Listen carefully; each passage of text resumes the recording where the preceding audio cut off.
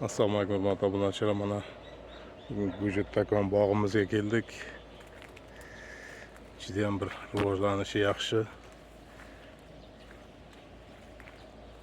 O'sishlari juda bir yaxshi. Buni ekilish sxemasiga keladigan bo'lsak, hozir bizda 2 ga 1 qilib ekilganda, buni 2 ga 1 qilib eksa ham bo'laveradi. Agar kattaroq yerlarga bo'ladigan bo'lsa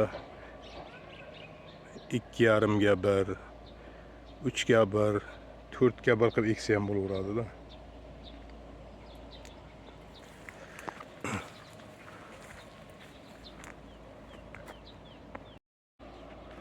Buni hosildorligidan gapiradigan bo'lsak, 1 yilda 13 marta deyilgan. Endi bizlar O'zbekiston issiq o'lka-ku. Bizlarda 13 martadan ham ziyod bo'lyapti hosildorlik. Chunki mayda oxirlariga pishib boshlaydi, shundan dekabrda 15larigacha hosil berib turadi. Terib chiqamiz, terib bo'lgandan keyin 3 kundan keyin yana qip-qizil hosil bo'lib qoladi. O'sha uchun hosildorligi juda bir oliy darajada.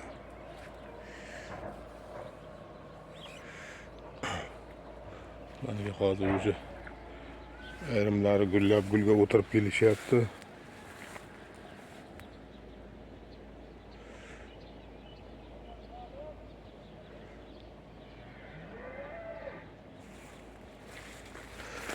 Buni barigidan choy qilib, choy damlab ichib tursa ham bo'laveradi.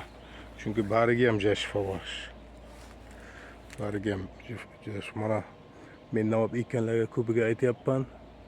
Ular esa birinchi yillari barigidan foydalanib turinglar. Barigini choy qilib ichib tursa bo'ladi. Endi buni kech kuzga borib barglarni umuman nobud qilmasdan yig'ib olish kerak-da. Keyin barigidan to'liq foydalanib yursa bo'ladi, iste'mol qilib. Bu choy o'rnida. Ehtiyot bo'lish kerak, davullarni juda ham bir tushirib yuborgan xususiyatlarga ega. Shuning uchun ehtiyot bo'lish kerak. Davullarni ham juda bir choyi tushiruvchan xususiyatlarga ega.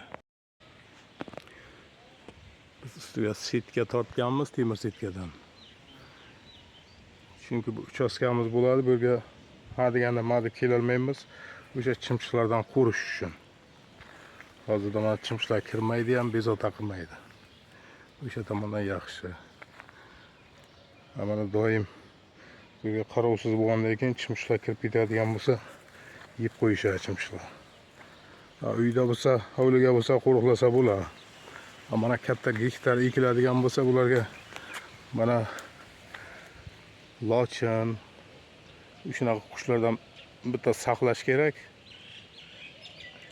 O'sha qushlar o'zi qo'riqlab yotadi.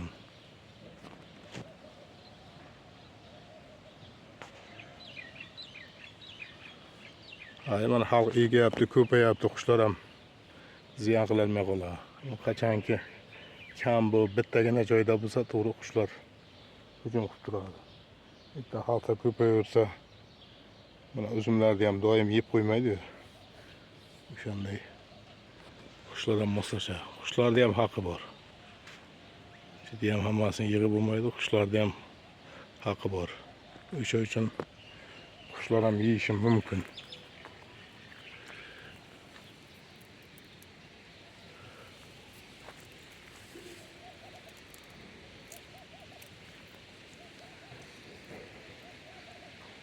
Mayli, e'tiborlaringiz uchun rahmat.